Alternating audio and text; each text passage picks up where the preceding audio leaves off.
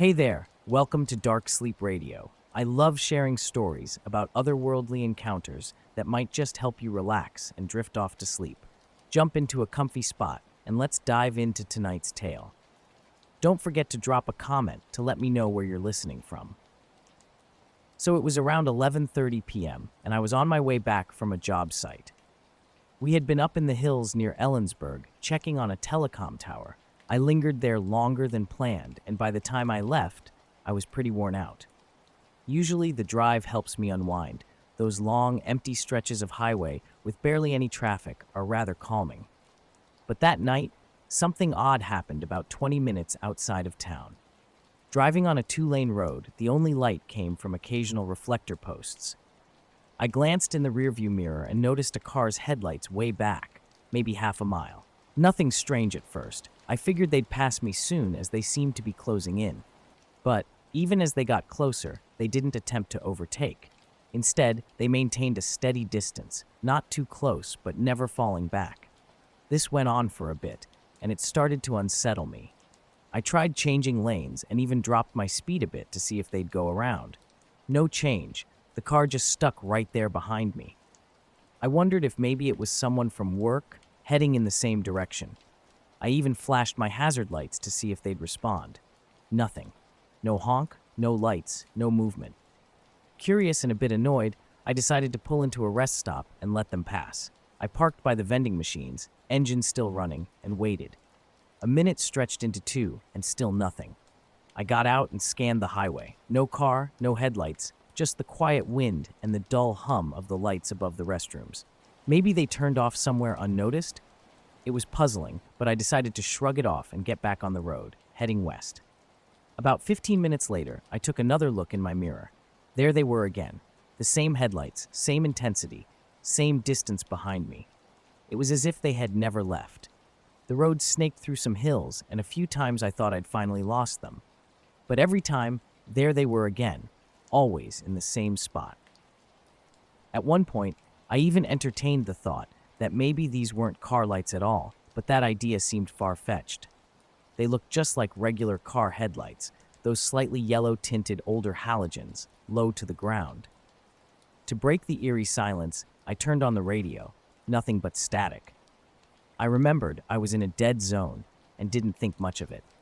It was a little after midnight, and the mystery of the trailing headlights lingered as I continued my drive.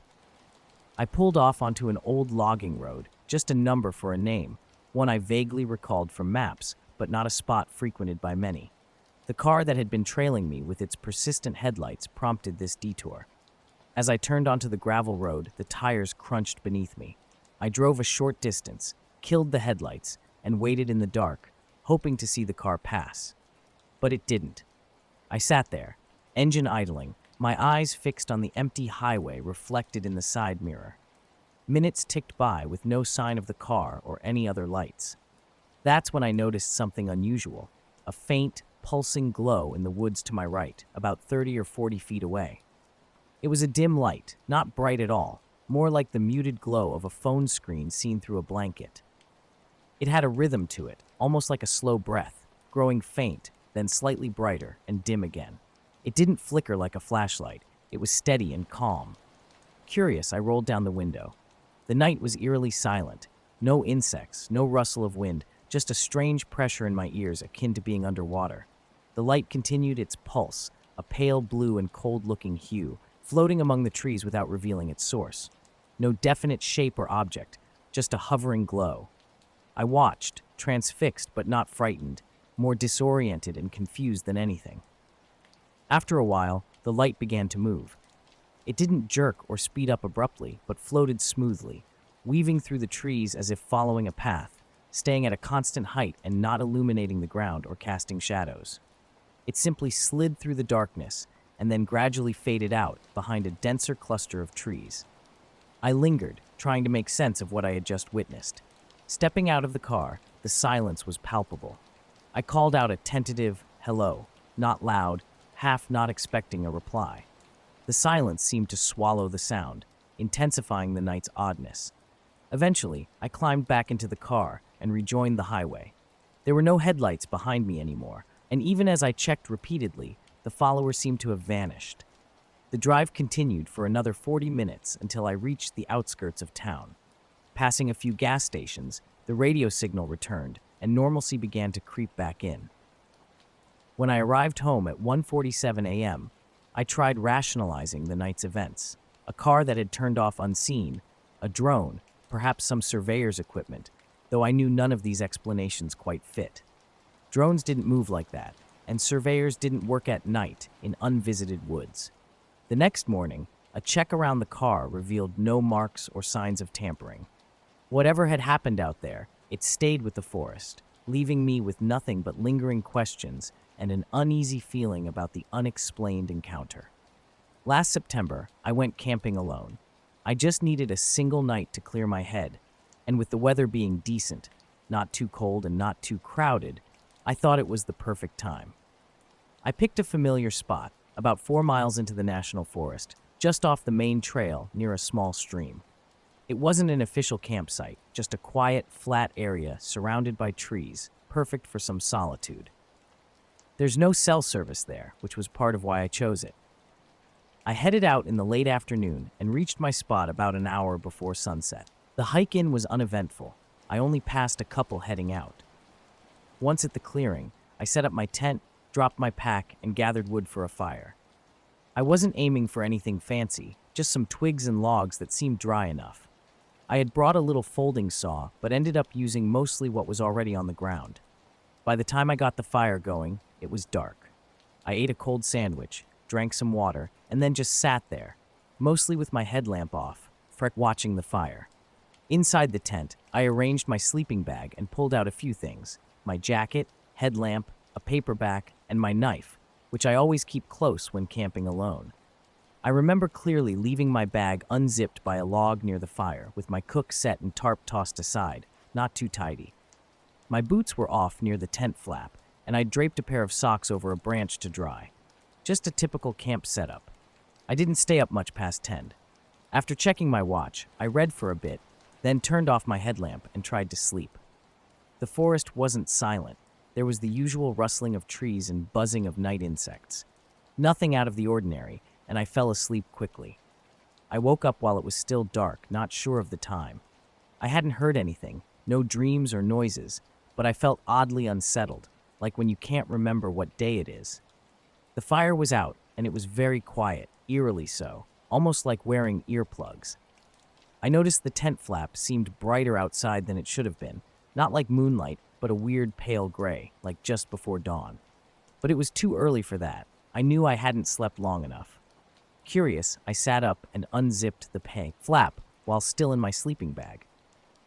The sky was overcast, no stars, and that strange gray light was filtering from somewhere to my right, behind the trees, but I couldn't see what was causing it.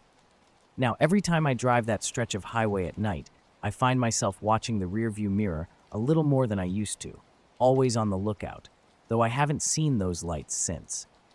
I was sitting in my tent, the flap open, staring through the trees at a uniform light that seemed like a giant lantern was illuminating the forest behind it.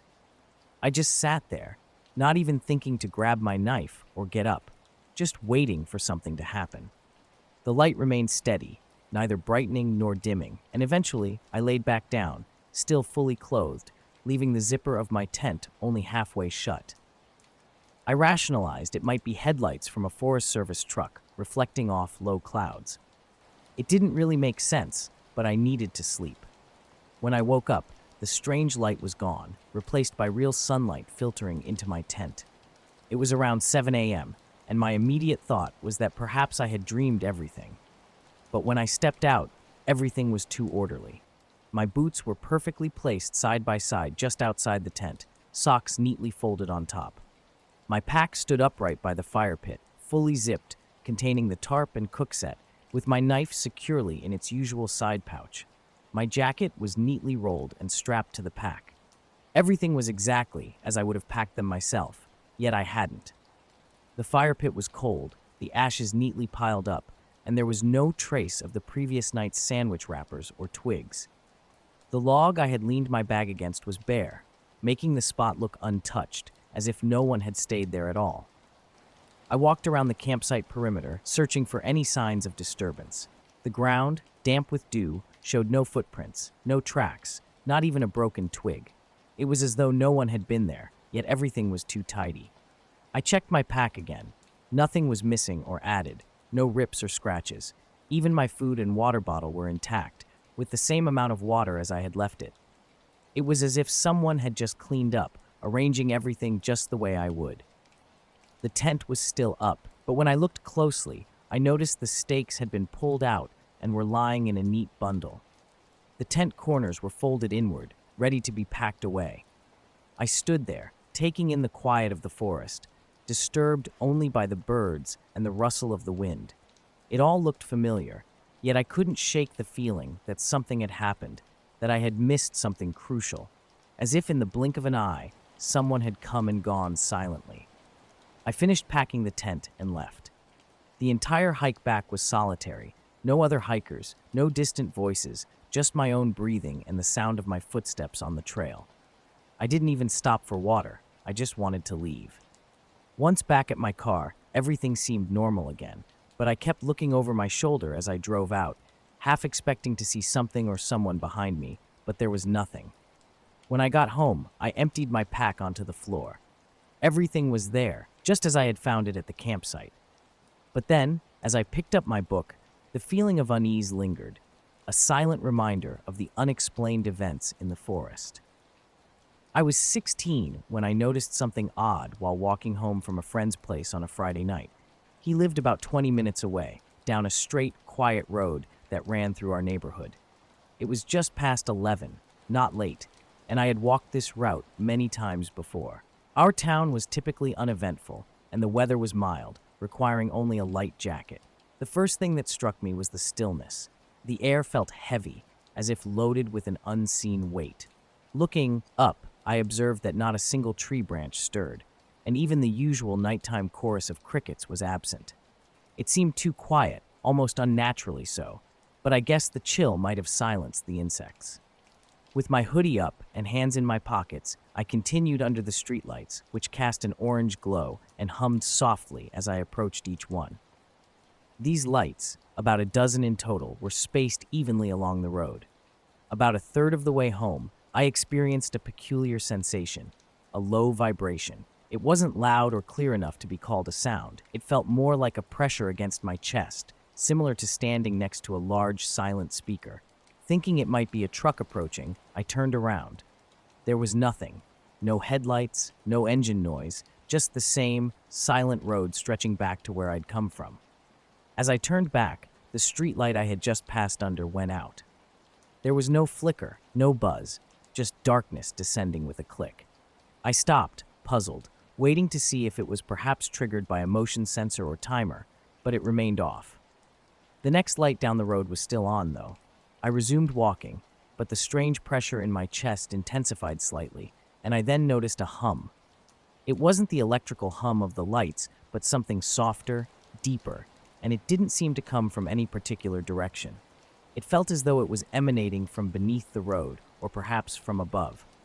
Pausing again, the sensation didn't cease. Then, the next streetlight behind me also shut off. A strange feeling overcame me. Not quite fear, but an eerie sense of being watched. Not by someone nearby, but by something much larger, from a distance. I looked around. The neighborhood was silent. No cars, no dogs barking, no porch lights flicking on. It struck me as odd that I hadn't seen a single vehicle since leaving my friend's house. This road was usually well-traveled, even at this hour. With no one around and the disconcerting hum growing stronger, I quickened my pace, not quite running, but definitely moving faster. The humming seemed to grow in strength, but in a peculiar way. It was more something I felt than something I heard. The previous night, I'd been reading, using a bookmark in my book. I noticed the bookmark had mysteriously moved 2 pages ahead without any explanation. This small, unexplained change somehow seemed connected to the night's other unsettling experiences. The streetlights started going out one by one, as if on cue. Each would stay on until I passed, then about 30 seconds later, it would shut off. No sounds of clicks, no sparks, just enveloping darkness. At first, I tried to rationalize it as a simple case of faulty wiring or maybe a section-by-section fuse blowout. But the timing was just too perfect, too orchestrated. It felt as if something was deliberately waiting for me to pass. As I continued walking, the residential houses began to spread out, their large yards dotted with trees. I was approaching a small field, and the thought of passing it in the pitch dark made my stomach knot with anxiety. The humming noise that had been a faint background irritation was now intensifying. It was dense, almost tangible, like standing right under power lines, and I could feel it vibrating through my body, from my legs to my teeth. The area was eerily quiet. No cars, not even the distant sound of traffic. As I passed another streetlight, I mentally counted to 30, and right on cue, it flicked to darkness. I picked up my pace to a jog, not yet a full-on run, but quick enough to keep my heart rate up. I didn't dare look back. My only focus was reaching the intersection ahead where the main road crossed. There would be gas stations there, traffic lights, signs of normal life. But the humming persisted, pressing in on me. Not loud, but ever present, like it was weighty. It was, not even blinking. Curious, I followed the deer's gaze up into the sky. It was mostly clear, just a few clouds catching the early sunlight. But there, above the tree line and a bit beyond where the deer stared, was a shape. It was a black triangle, just floating there. It didn't glow or reflect light. It was just a solid black shape, unlike any bird, plane, or drone. And it was silent. No sound, no movement, nothing to indicate what it could be. It was low enough that any noise should have been audible, yet there was nothing. The stillness was unsettling. This thing didn't behave like any cloud or shadow I'd ever seen. It was clearly outlined against the sky, blocking out the stars directly behind it. You could see stars clearly around it, but where it hovered, there was just a void. I glanced back at the deer. It remained in the same position, hoof still raised. Nate whispered, without turning, "You see that?" I nodded, though I wasn't sure he saw me. We continued to stand there, not moving, the weirdness of the situation sinking in. I started to feel a strange pressure in my ears, like when you change altitude, though we weren't high enough for that. It was like being underwater. Eventually, the deer moved, dropping its head and looking away, breaking the spell. We slowly started walking again, but the image of that black triangle stayed with me, as did the silence and the stillness of that morning, which didn't line up with anything normal or explainable. Nate and I stood there, the forest around us silent, except for the faint rustling of leaves. A deer had darted into the brush, not even pausing to acknowledge us, and that's when things started feeling off. We looked at each other, confusion written across our faces, as we turned back to the strange shape in the distance. It hadn't moved much, just a slight, almost imperceptible pivot. Still, it was eerily quiet. We waited, watching as the light around us subtly changed. Then, in the blink of an eye, the shape was gone. No fading or shrinking, just gone, leaving only the stars where it once was. The rest of the morning passed without a single sign of wildlife, not an elk, deer, or even a squirrel. Nate mentioned how unusually still it felt, as if the forest itself was holding its breath. Back at camp, we avoided the topic, neither of us wanting to acknowledge the weirdness of what we'd seen. That night, though, we heard something heavy moving at the edge of our camp. It wasn't close, but the sound of twigs crunching under its weight was unmistakable. We reassured ourselves it was probably just a moose. The next morning, instead of staying through Sunday as planned, we packed up early. As we left, Nate simply suggested we try a different spot next time. An hour into our drive, another deer appeared by the roadside. It stood there, not eating or looking at us, just staring into the trees with an oddly familiar posture. We drove by slowly, but didn't stop. A mile down the road, Nate broke the silence, noting how similar it looked to the one we'd seen earlier. Meanwhile, I was flying a routine cargo run from Salt Lake to Santa Fe. It was a clear night, just after 9 p.m., and I was alone in a small twin prop at about 10,000 feet. The flight was smooth with good visibility, nothing out of the ordinary until a blip appeared on the TCAS, indicating nearby traffic. It showed something at my altitude, slowly closing in, but there was no advisory from air traffic control. Looking out to my left, I spotted it, a steady white light. Initially, I thought it was just another aircraft, perhaps a jet descending to one of the regional airports along my route.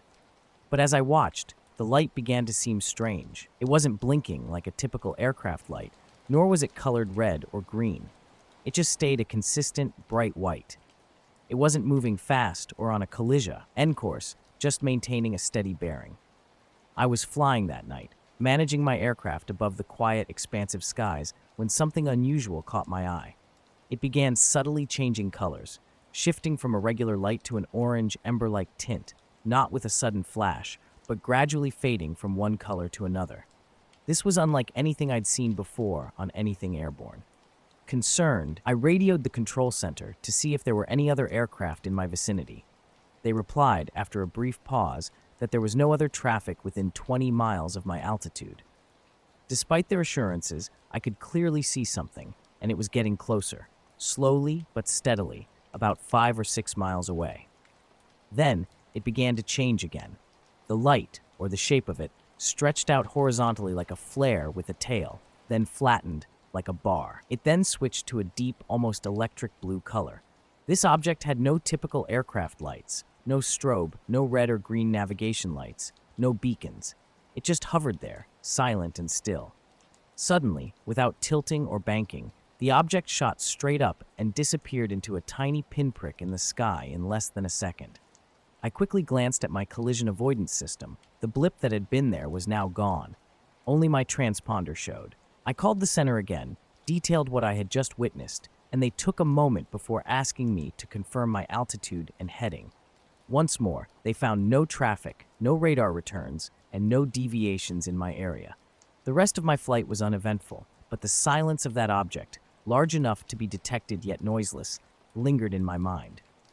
Even commercial jets make a sound when they pass by at a distance, but this thing was utterly silent. After landing in Santa Fe, I reported the incident as required. It was marked as an unconfirmed visual anomaly, a standard response when nothing appears on radar or satellite. I've flown many times since then, but never encountered anything like that again. Nevertheless, every now and then, a strange reflection out of the corner of my eye will have me instinctively searching the sky for something that doesn't belong. Meanwhile, I was also working nights at a small distribution center just outside of Billings, handling inventory. The shift stretched from 6 p.m. to 4 a.m., involving a lot of barcode scanning, moving boxes, and filling out logs. We operated with just a skeleton crew, and nights were typically quiet. Sometimes, an hour would pass in complete silence, with hardly anyone else moving around. Back then, I smoked, usually taking 2 or 3 breaks a night on a little concrete pad behind the loading dock, next to a rusted-out ashtray. It was around early October, and the nights had just started getting chilly enough for a hoodie. At about 2:30 in the morning during the slowest part of my shift, I stepped outside for a smoke. The air was crisp and sharp, stinging the tip of my nose a bit. There was no wind, just dead silence, except for the buzzing of the security light and the hum of the building behind me. Standing there, leaning against the railing, I looked up at the sky, a habit I had to help pass the time during these slow, late hours.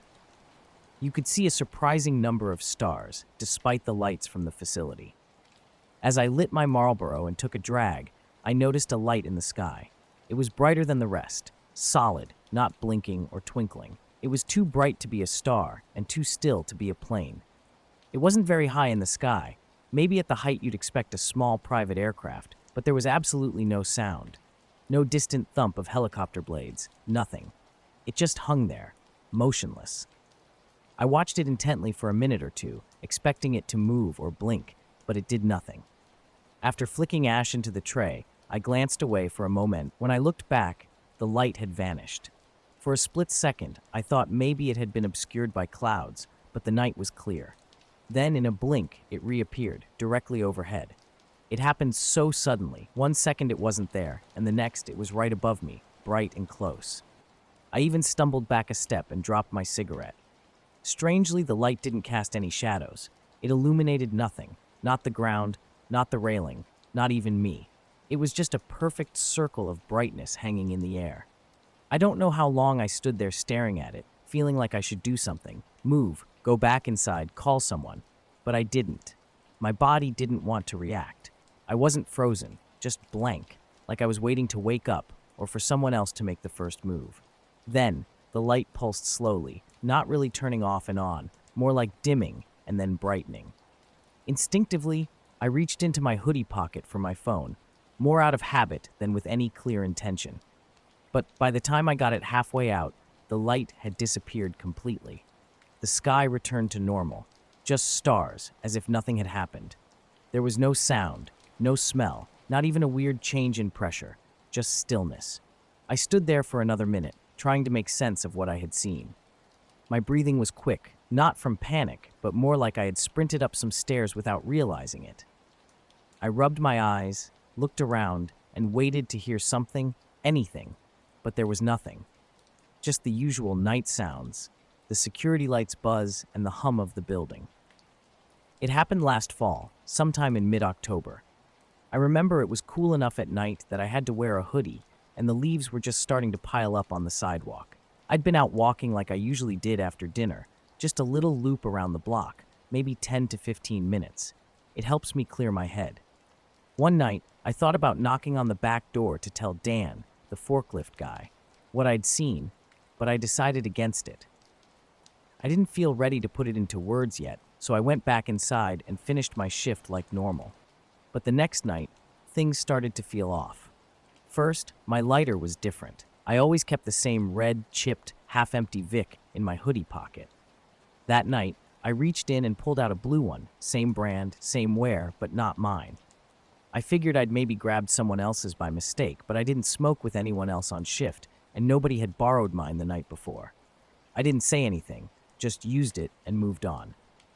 Later that night, when I checked my locker, I noticed my small keychain light.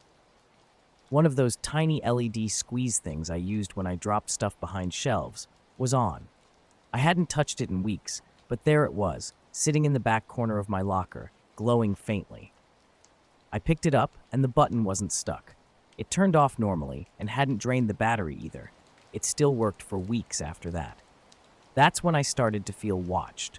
Not constantly, not in an obvious way, just this low-level awareness, like someone was always a few seconds behind me, just out of frame. I'd glance over my shoulder while walking the loading aisles and see nothing, but the feeling didn't go away. The smoke pad started to feel different too. I still took my breaks there, but I never looked up. Every time I tried, I felt like my chest was tightening, like something would be there again if I dared to check. I started smoking faster, sometimes not even finishing, just enough to get my fix and get back inside. About a week later, I cracked and told Dan. He looked at me for a second like I was messing with him, then said, "Out here." I nodded. He got quiet, said he hadn't seen anything, but sometimes got this weird pressure in his ears on breaks, like gaining altitude. I didn't push him on. I just said, "Yeah, that's kind of what it felt like." Nothing else happened after that. Not really.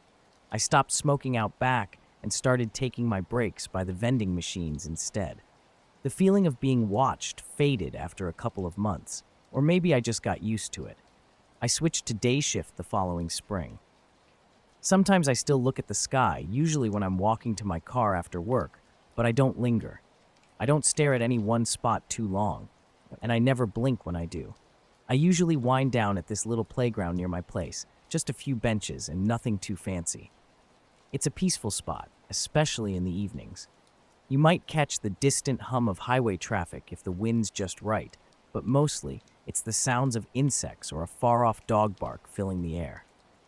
One particularly clear night, not a cloud in sight, and the stars sharply visible, I noticed something odd about one star. It didn't move smoothly across the sky like a plane or hover like a drone. Instead, it made sudden, jerky movements, a little left, then still, then a tiny jump upwards. It was as if it was trying to mimic a star, but wasn't quite getting it right. Curious, I pulled out my phone, zoomed in, and started filming.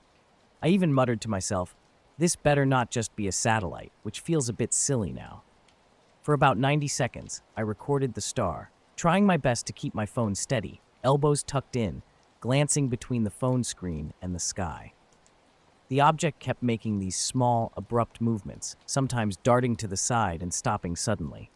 I thought maybe it was a glitchy drone or something explainable but neat. When I got back home, I was eager to see what I'd captured. I sat down, played the video, and nothing. The screen was mostly black, which I first thought made sense since it was night, but the star wasn't there at all. No trace of it, just a black screen and the other stars, clear and perfectly visible. And then there were these glitches, little skips in the video like brief static flickers, accompanied by a strange, quick hum. I replayed the video multiple times, checked my phone's lens for smudges, tested the focus. Everything else in the clip was crystal clear, except for the object I was trying to capture. Wondering if I had imagined the whole thing, I went back outside. There it was, still in the sky, still twitching unnaturally. I tried again, this time recording for about 30 seconds. Same thing happened. The footage showed just a blank patch of sky and more static glitches. When I paused on those static frames, the whole screen looked distorted, as if compressed awkwardly inward. Intrigued and a bit unnerved, I kept staring at the sky, phone in hand, puzzled by this twitching light that refused to be captured on video. I stood in the park, staring at the sky, unsure of what I was seeing.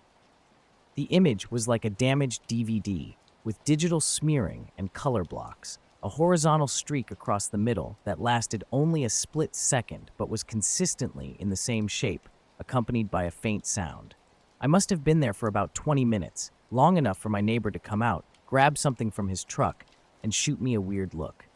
I didn't say anything to him and eventually headed back inside. Curious, I connected my phone to my laptop to transfer the videos, hoping to see more detail on a bigger screen or to find out if my phone's screen was distorting the playback. But it was all the same. No sign of the object, just stars, the sound of crickets, and random patches of static. At around 1 a.m., I couldn't shake my curiosity and walked back to the park. The air felt heavier than before, not stormy, just thick. The crickets were silent. I noticed the object had moved farther west, closer to where the trees began at the edge of the park. I recorded again for a bow, call it a night. I turned off my equipment and headed toward the stairs. That's when I noticed a faint, flickering light outside my basement window. It wasn't coming from my porch light or the street lamp, as those were steady. This light blinked softly, almost bluish, and appeared just beyond the tree line behind my house. It showed up for about 5 seconds, disappeared, then reappeared a couple minutes later, flickering in and out, always in the same spot. I grabbed my flashlight and went outside for a better look. The backyard was quiet, the air still, with only the occasional rustle of leaves breaking the silence. But the light was gone. I scanned the horizon with binoculars but saw nothing. I thought it might be a drone or some aircraft, but there was no sound, no hum, no buzzing, and it didn't move like any plane or drone I knew. One night, I was spooked by a flickering drone light outside my window. I dismissed it as a reflection or a car's headlights, but inside, a soft, barely audible hum lingered in my ears. I blamed the radio, or maybe the caffeine from earlier. The next day, I chatted with some amateur radio friends. They suggested it could be a satellite transmission or a beacon signal, but nothing matched the peculiar 7-second repeating tone we discussed. That night, I tried again to catch the signal. At around 2 a.m., there it was, the same rhythmic tone, every 7 seconds, for exactly 13 minutes. I checked for any interference. The signal was crystal clear. Once it stopped, the light outside flickered again. This time, determined, I grabbed my phone to record it, but the light vanished as I approached the tree line. It felt eerie, like something was watching. My watch even stopped working and wouldn't restart until I fiddled with the lights inside. For the next few nights, the same thing happened. The signal at 2 a.m., the 13-minute duration, the flickering light, and my electronics going haywire, clocks freezing, radios buzzing, my phone losing signal. It wasn't terrifying in the typical sense. No monsters or abductions, just a slow, creeping feeling of being observed or contacted by something elusive. I tried recording myself talking through the signal, hoping for a response, but nothing changed. The tones remained steady and perfect. After about a week, everything stopped. The tones, the flickering lights, my electronics normalized.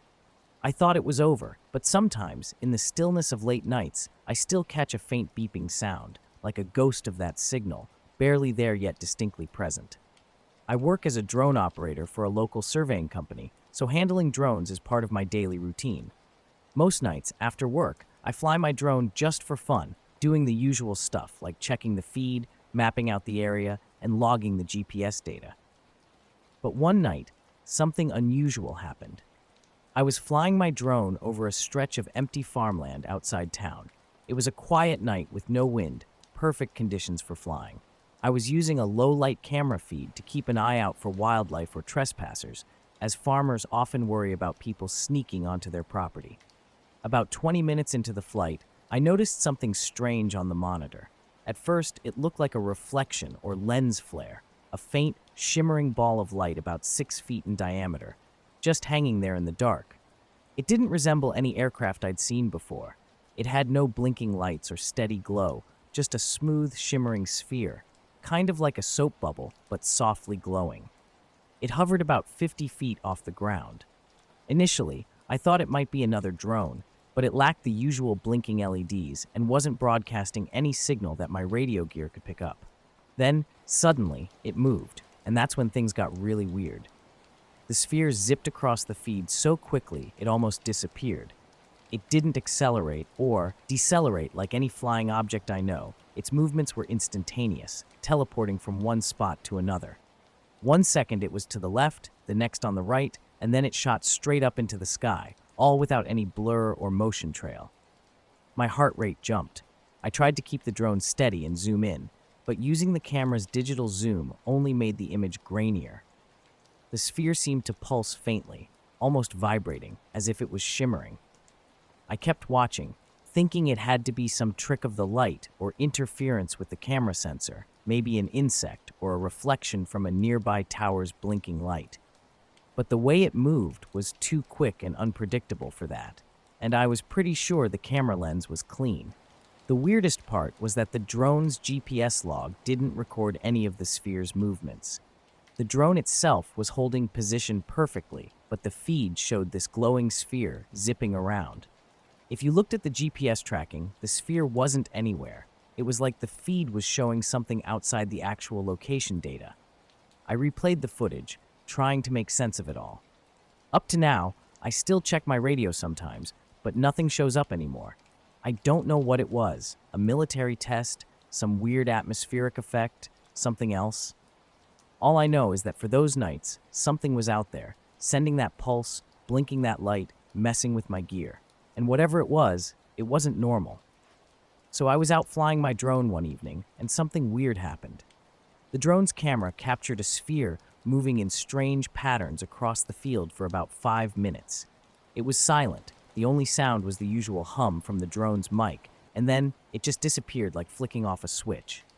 My hands were shaking as I quickly landed the drone. I checked everything, the GPS logs, camera settings, the battery, and sensors. Everything was in perfect order, no glitches, nothing. I shared this with some friends who know a lot about drones and surveillance. They suggested it might have been a software glitch or a weird reflection, but they couldn't explain the movement of the sphere or why it didn't show up on the GPS. A couple of days later, driven by curiosity, I went back to the same spot around 10 p.m. The sky was clear, stars twinkling, but for the first hour, nothing out of the ordinary appeared. Then, something did happen.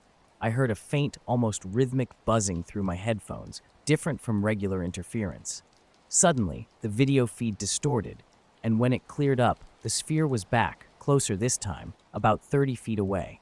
It hovered there, pulsating for about 20 seconds before darting off again. Trying to follow it, the feed glitched and went black for a few seconds before coming back. After landing, I noticed my phone screen flickering, and the GPS app that was running with the drone's feed had lost my location signal during the encounter. I couldn't tell if it was related or just a coincidence, but it was unsettling enough that I avoided flying my drone there for some time. Weeks later, I meticulously went through the footage frame by frame.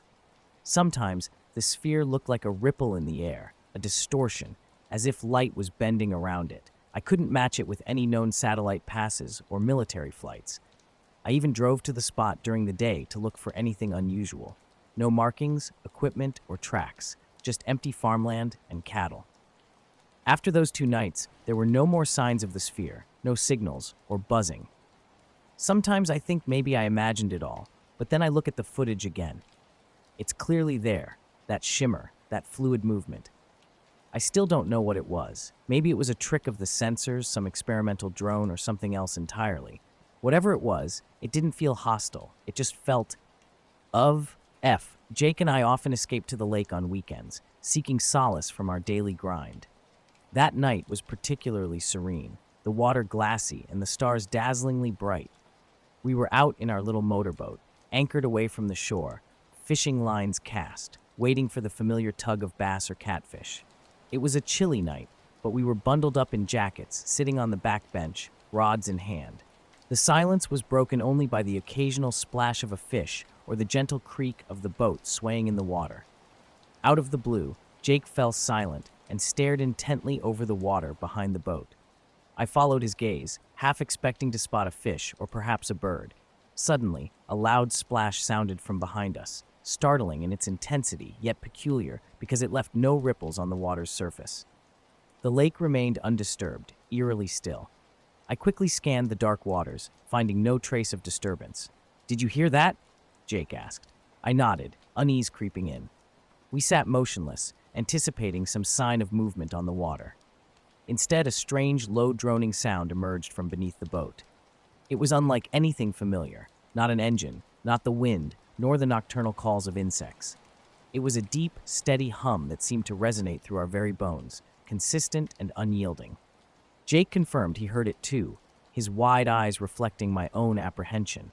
This droning persisted for several minutes, its source indiscernible, as though emanating from the depths directly below us. The surrounding darkness deepened as clouds veiled the moon, the shoreline receding into shadow, making the lake appear vast and infinite.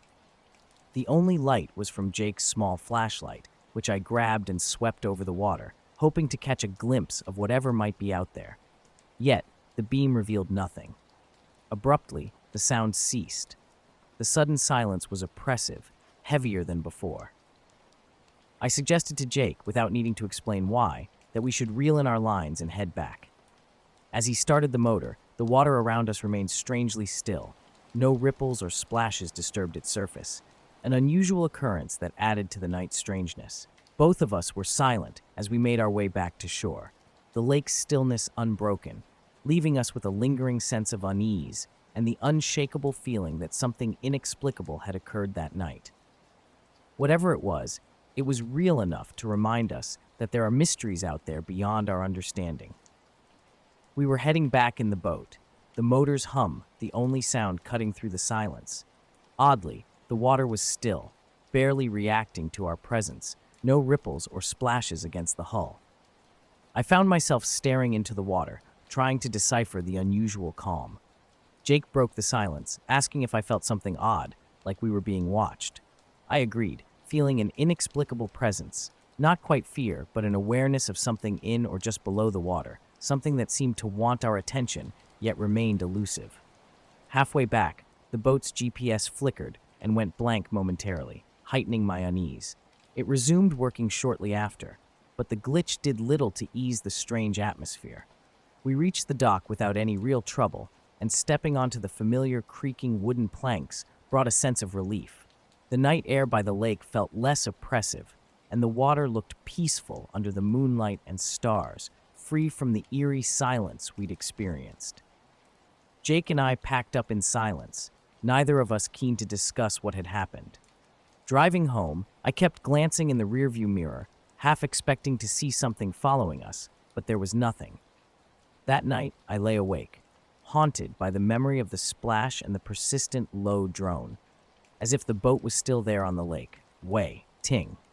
Since then, I haven't returned to that part of the lake, and I'm not sure I ever will. On another night, I was working the late shift, patrolling a long stretch of highway that sliced through fields and forests.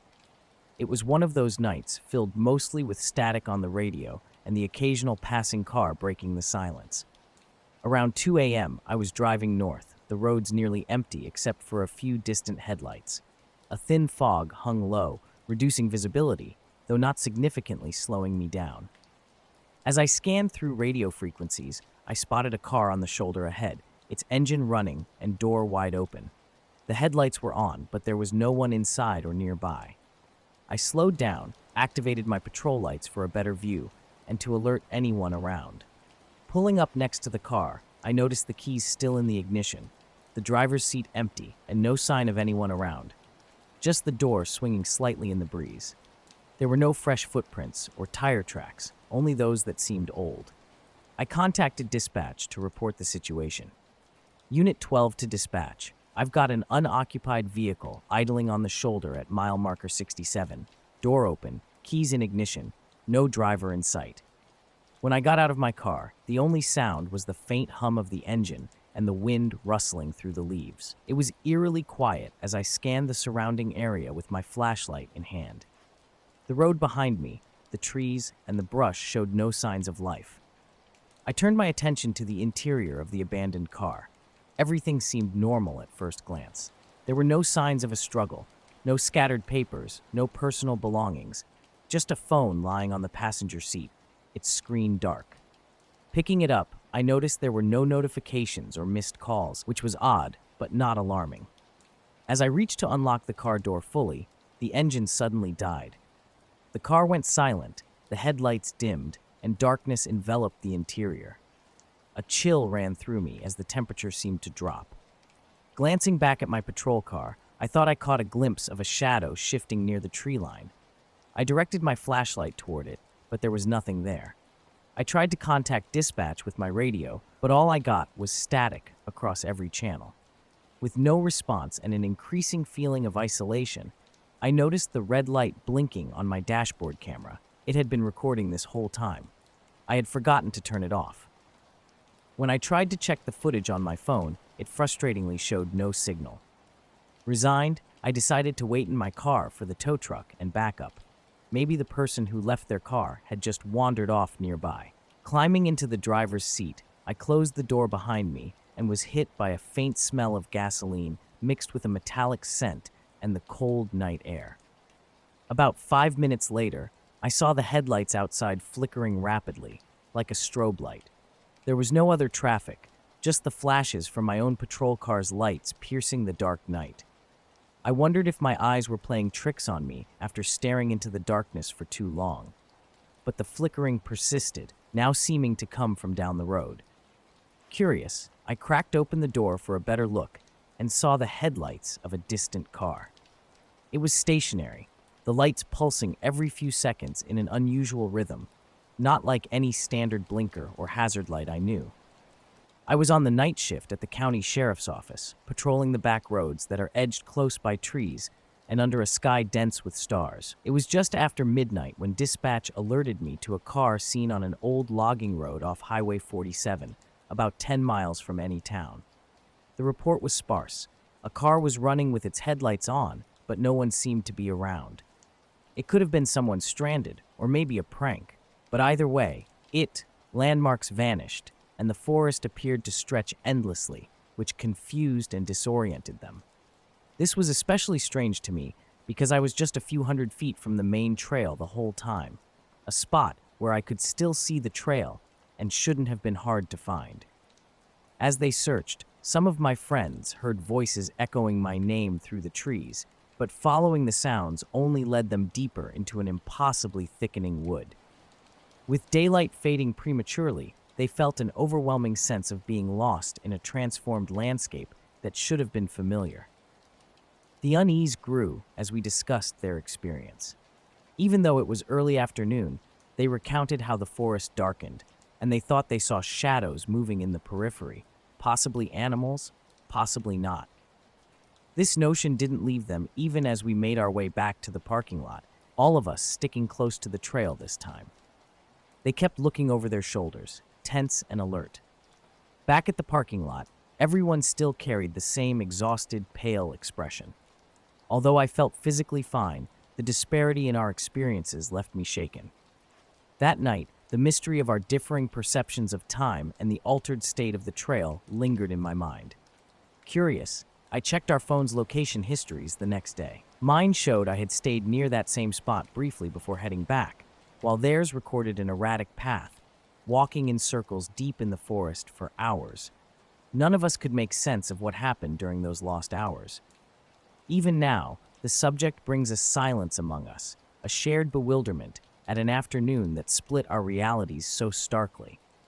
I woke up in the middle of what felt like the middle of the night, but who can tell in the woods without clocks? There were no sounds, no movements, just a soft blue glow seeping through the tent fabric. It was calm, steady, not harsh or bright, as if a tiny screen was glowing on the other side of the nylon. At first, I thought it might be my phone or a headlamp left on, but my phone was off in my backpack, and I hadn't left any lights on in the tent. Reaching over, I tried to switch on my flashlight by my sleeping bag, but nothing happened. I clicked it a few times, thinking it might be the batteries, but it just made normal clicking sounds without any light. The blue glow stayed, unchanging, unblinking, adding an eerie feel to the air.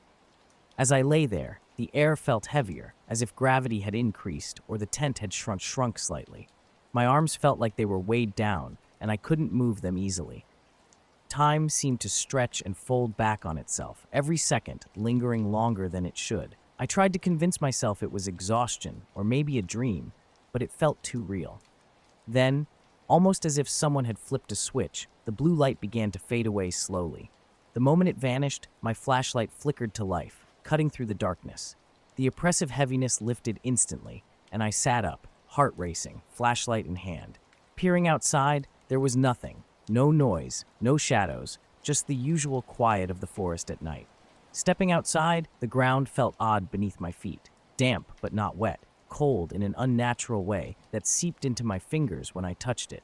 It was like the soil had been compressed. Normally, the earth would be cool at night, but this cold was sharp, almost biting. I checked my watch. It read 3:17 a.m. Looking around, I saw no one. The campsite was empty. I was sure of it because I hadn't seen any other tents nearby. There was nothing to explain the light or the odd feeling in the air. No nearby camper with a strange lantern. Nothing at all. It made no sense, and none of us could figure out why time felt so different for me compared to everyone else. Ever since then, I haven't gone back to that trail. So, me times things happen that don't line up, and when they do, it's hard to know what to believe. I woke up feeling like I was being watched. It was one of those eerily quiet nights that sharpen your senses, making the silence almost deafening. Glancing over, I noticed my phone on the nightstand, already on the camera app. Oddly, there was a photo I hadn't taken, a view of my bedroom window from outside. The street lamp's faint glow highlighted the curtains and a bit of the room. It hit me hard. Someone had to have been right outside my house to take that picture. My heart raced as I peered out the window, searching for any sign of movement or shadows, but there was nothing. Curious and unsettled, I checked the photo's timestamp, 2:14 a.m., just minutes before I woke up. Silence enveloped the house, so thick it felt like the volume of the world had been turned down. I rummaged through my phone's gallery for more photos or videos, but found nothing. It seemed the intruder wanted just that one shot. I secured the front door and checked all the windows. Everything was locked and undisturbed.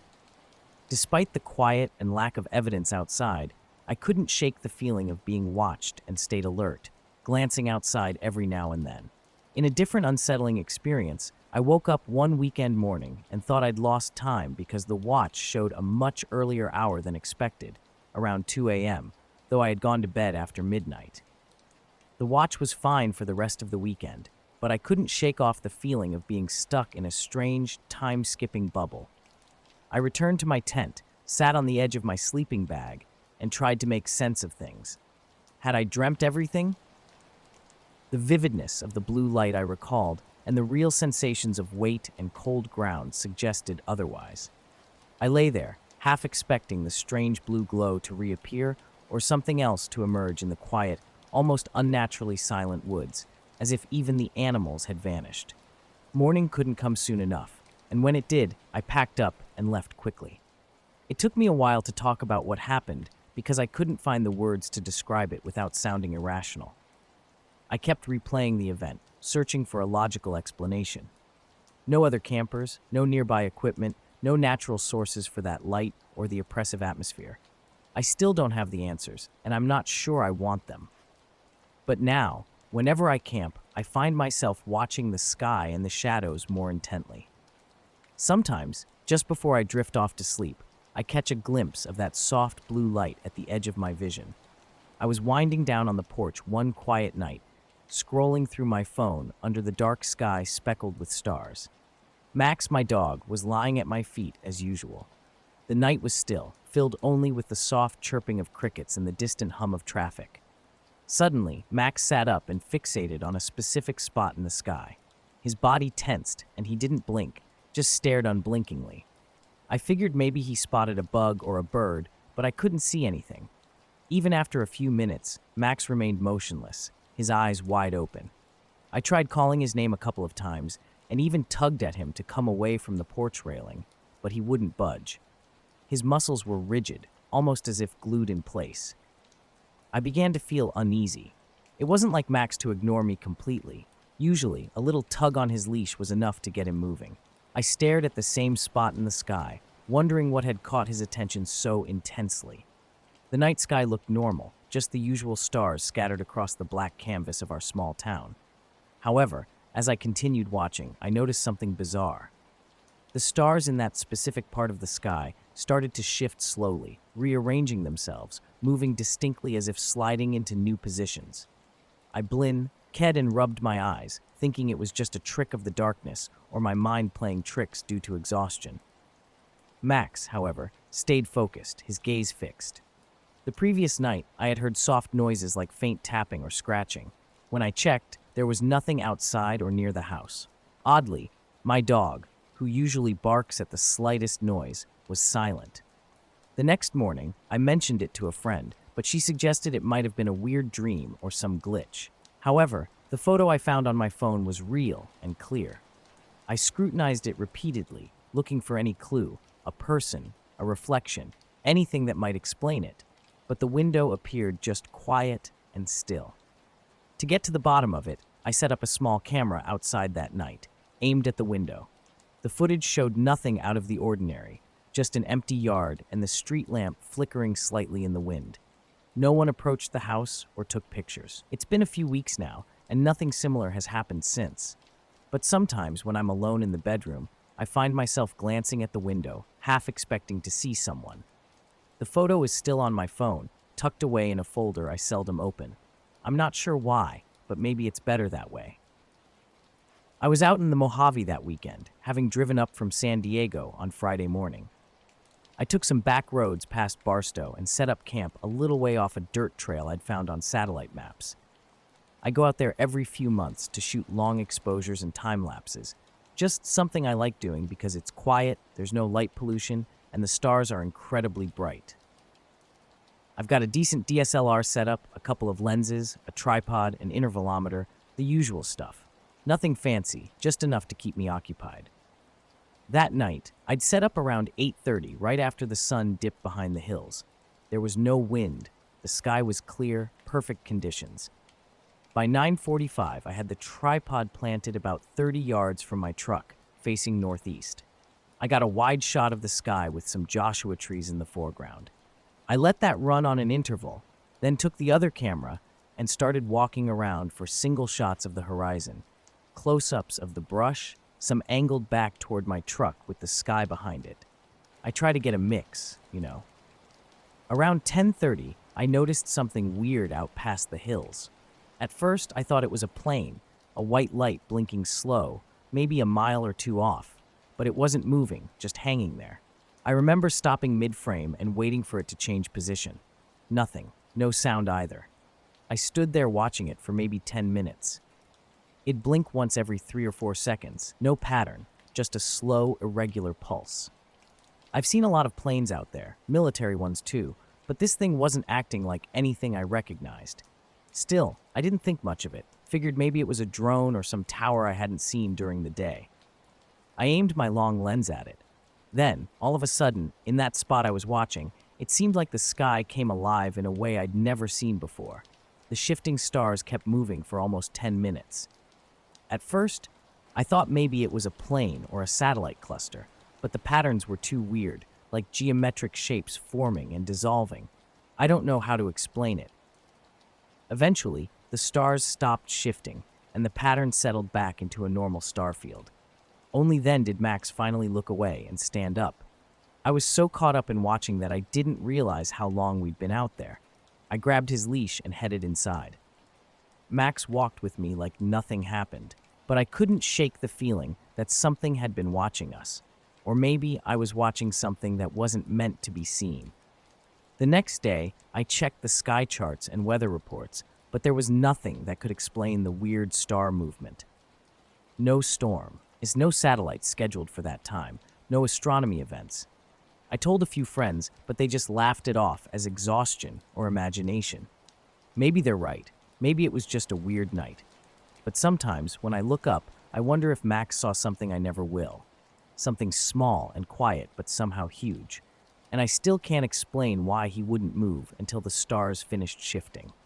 I was out trying to capture some landscape shots when I noticed a problem with my camera. Initially, I thought there was a smudge on the lens, but after checking and swapping lenses, the issue persisted. The strange blur was fixed in the same spot in every photo, a faint, soft-edged blur just left of center, regardless of which direction I pointed the camera. Whether I turned it north, south, or even 90 degrees, the blur remained. I tried using a different camera body, thinking it might be a sensor issue, but still, the blur appeared. Earlier, I'd tried capturing something in the distance, but it was too dim and appeared as just a dot with a vague ring around it on my camera screen. I couldn't make out what it was because it was too far and too faint, possibly a glare or lens flare, but not typical of any light sources I could identify. I moved on, about 50 yards west, to focus on a ridgeline, but that's when I first spotted the persistent blur in the viewfinder.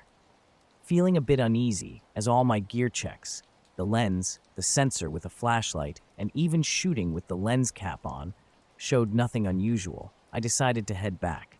The blinking light I'd noticed earlier was still there, now lower on the horizon, still silent and unmoving. I even checked my phone but couldn't catch a signal. By 11:30, a feeling of being watched overtook me. It wasn't fear exactly, but an unsettling awareness. The desert is always quiet, but this silence felt heavy, almost suffocating.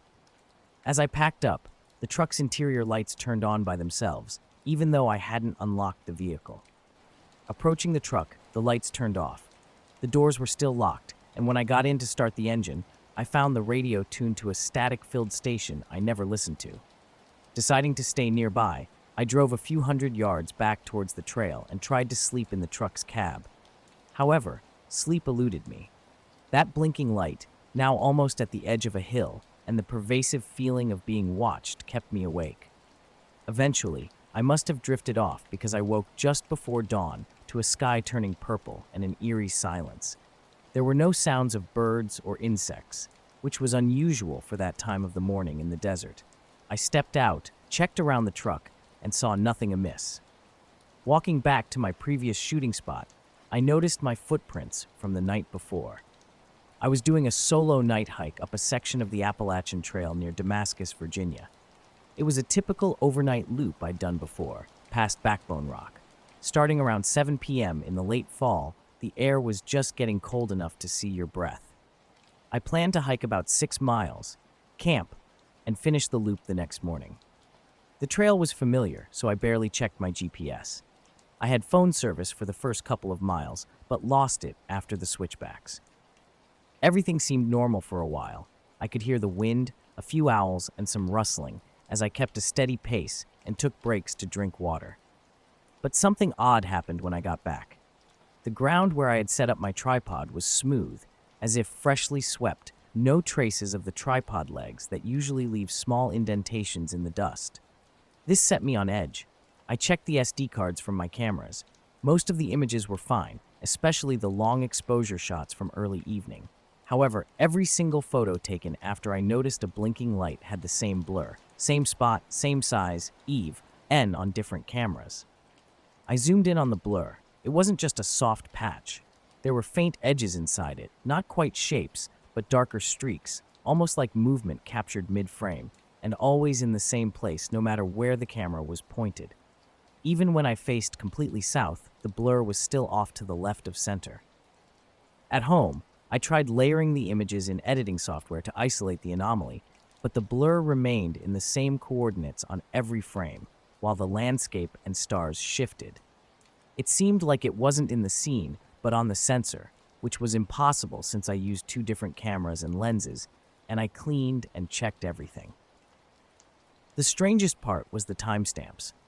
I usually shoot in bursts or on an interval, so I'm aware of the timing, but between 10:47 and 11:08, there were no images. There was no break in the numbering, and the camera didn't shut off. It just didn't record anything for those 21 minutes, then continued as if nothing had happened. I've scoured those folders countless times, tried converting the raw files, checking for hidden files, and recovering deleted data, but there's just that 21-minute gap of nothing. Since then, I haven't returned to that spot. I still go shooting, but I stick closer to town and don't bring both cameras anymore. That night wasn't filled with dramatic events, no lights chasing me, no hallucinations, but it stuck with me. Something wasn't right out there. The blur in the photos hasn't changed. It doesn't get worse or disappear. It just hangs there, a smudge that doesn't belong. My headlamp was lighting the trail just fine as I hiked with my light pack, which only held a tarp, some water, and my phone for emergencies. Around 10 p.m., I saw a strange light through the trees to my right, about 100 yards from the path. It was hovering just above the ground, white and round, about the size of a basketball, and it didn't flicker or move, just a steady glow. At first, I thought it might be another hiker, maybe someone with a lantern, but it was too steady. Curious, I turned off my headlamp for a clearer view. The light remained unchanged. It didn't cast any light on the surroundings, which made the darkness around it even more pronounced. I decided to try and capture it on my phone. But as soon as I raised my phone, the screen went black, not off but frozen, with the backlight still on. No matter what I did, pressing power, trying a hard reset, tapping, swiping, it stayed black. Feeling unnerved and with a strong gut feeling telling me to back away, I did just that. I hadn't even stepped off the trail, but I slowly started to retreat. After about 20 steps, I turned for another look, and the light had vanished. Checking my phone again, it lit up normally, worked fine, and showed no signs of battery drain or overheating. I continued walking without my headlamp for a while, deeply unsettled, feeling watched. I reached my usual campsite about a mile further, in a clearing under the stars. I skipped making a fire, just ate a protein bar, drank some water, and lay under the tarp, every little noise making me tense.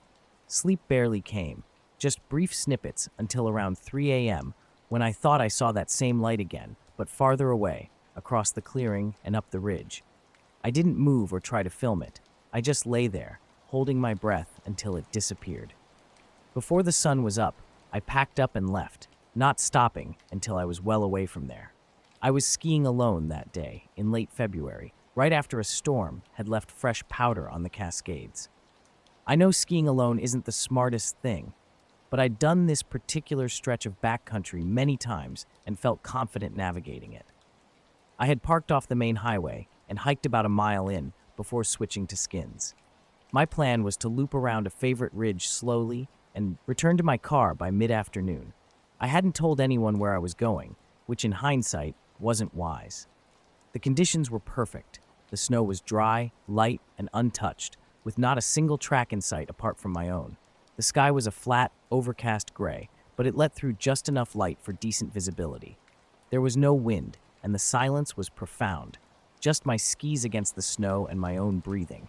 It felt unusually quiet, even for such a remote area. Around noon, I followed a line along a gentle slope and cut through a narrow stand of fir trees, emerging into a wide-open basin. It was maybe the size of a couple of football fields, surrounded on three sides by thick trees with a slight dip in the center, forming a natural bowl. I'd seen this spot before, but had never ventured down into it because the snow there was prone to sliding after storms. However, what struck me that day was the bowl's eerie smoothness. It was as if the entire area had been ironed flat, no wind scour, no crust, just a flawless white surface.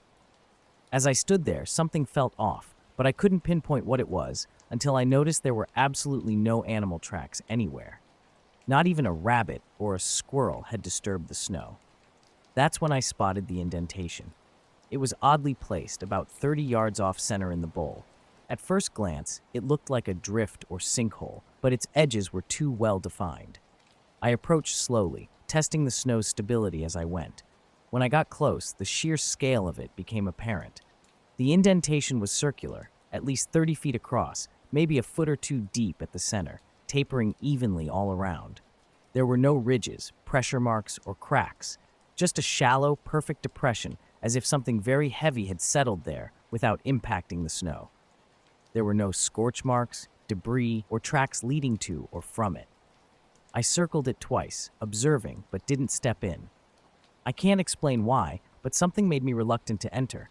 I just stood there, pondering the strangeness of it all. That wasn't the only weird experience I've had in the wilderness. About 8 months ago, while hiking back to my car at night, something I don't do anymore, I saw a strange light. No one else was on the trail, and there were no signs of campsites or other hikers. My phone, which I checked later, had a 5-minute gap in the GPS logs around the time I saw the light. It could have been a signal issue, or maybe it was nothing, but it was bizarre because my phone had never done that before. I didn't report it. After all, what would I have said? As I stared into the middle, confusion set in before fear. Something about it just didn't seem right. It didn't belong there. I reached for my phone to snap a photo, but oddly, my camera app wouldn't open. It was as if the app had vanished. My phone didn't freeze, it just wouldn't acknowledge the camera's existence. Frustrated, I tried opening the app a couple more times before giving up. I then checked for a signal, but I expected none, which was typical for that area. It was eerily silent around me. The usual whispers of wind through the trees were absent. Holding my breath, I listened closely, only to be met with a silence so deep it made my ears ring slightly. Glancing around, all seemed normal. Gray skies, white snow, and dark trees. Yet, everything felt off, the air unnaturally still. Suddenly uneasy, I took a few steps back from the edge and decided to leave. Just as I turned, I felt a sudden thud in my body, like a pressure change, making my ears pop. It lasted just a moment. I quickly spun around, half expecting an avalanche or something falling from above, but nothing. The landscape was unchanged, the indentation in the snow just as it was. I waited for a moment, but still, nothing moved, no sound emerged. I glanced upward, and despite the flat, gray sky, I couldn't shake the feeling something was hovering above me. Though I saw nothing, my instincts kicked in, my shoulders tensed, and I instinctively ducked. I'm not sure how long I stood there, but it felt like an eternity. Then, as quickly as it had disappeared, the sound returned. The wind began to whistle softly, gradually picking up strength, and birds began chirping from the trees. It felt as if nature had been paused and was now playing again. I didn't wait around. I skied quickly back towards my car, not once looking back, although I felt eyes on me the entire time. That eerie sensation of being watched wouldn't leave, a prickling on the back of my neck persisting. I kept glancing up at the overcast sky as I made my way back, but nothing changed in its dull, flat appearance. When I finally reached my car, I loaded up my gear and checked my phone once more. This time, the camera app opened without issue, though the signal was still absent, which was normal. I drove straight to the nearest town, only stopping when I reached a gas station with cell service. That night, a glance in the mirror revealed a strange red mark on my collarbone, about the size of a quarter, resembling a bruise, but painless. It could have been from my backpack strap, but I didn't recall any discomfort or rubbing from it. The following weekend, curiosity got the better of me, and I returned to the same spot with a friend, following the same trail and route. When we cut through the trees into the basin where the indentation had been, it was gone. Not filled in or covered, just gone as if it had never been there. The snow in the bowl was smooth, resembling typical wind with animal tracks scattered about, nothing out of the ordinary. My friends and I were out for a hike at a state park near our town. It was a day like any other, with slightly cloudy skies, but pleasant enough. We were enjoying the escape from screens and the everyday bustle, just walking through the woods along the dirt paths that wove through the hills. We chatted about school and our summer plans, nothing too serious. Birds chirped around us, adding to the typical sounds of the forest. I hung back a bit to take photos while Matt, always the quickest, led the way with Sarah and Josh not far behind. About halfway through our hike, we reached a small clearing, no larger than a backyard, ringed by dense trees that dimmed the sunlight. The ground was soft, carpeted with pine needles and scattered leaves. The air felt thick, which I chalked up to an impending weather shift. Suddenly, Matt stopped walking. It was abrupt, like someone had pressed pause. His shadow halted, and when I looked up, I saw him staring at the sky, mouth slightly open. He wasn't looking at anything specific, just gazing upwards, and then he started to mutter. It wasn't clear speech, just a stream of gibberish that sounded almost inhuman, a whispering murmur that was unsettling. We all froze and stared at him. Sarah called out his name a few times, but he didn't respond, didn't even blink. Josh tried to snap him out of it by moving closer, but Matt continued staring and mumbling. His eyes were wide open but looked empty, as if he was seeing something invisible to us. I tried to follow his gaze, but all I saw were the usual gray clouds scattered across the sky. Time seemed to stretch out as we stood there, watching him.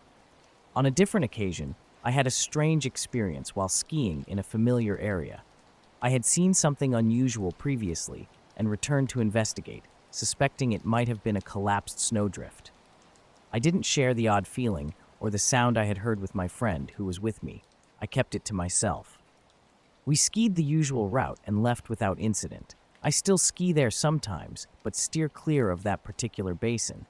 It's hard to explain, but I'm uneasy about that spot.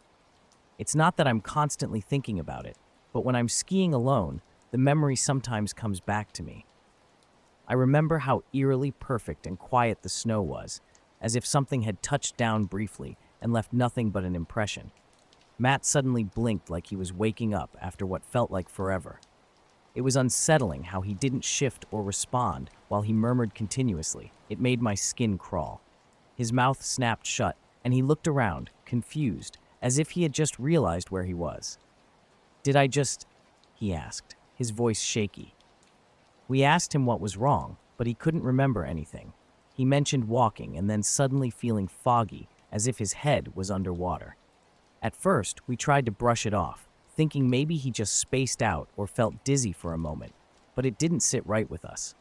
Matt's not the type to zone out, especially not for more than a few seconds, and definitely not while muttering nonsense with his eyes wide open.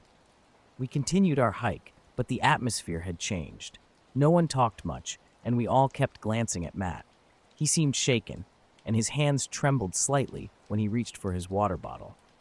About 20 minutes later, as we walked through another stretch of trees, I noticed my phone acting weird.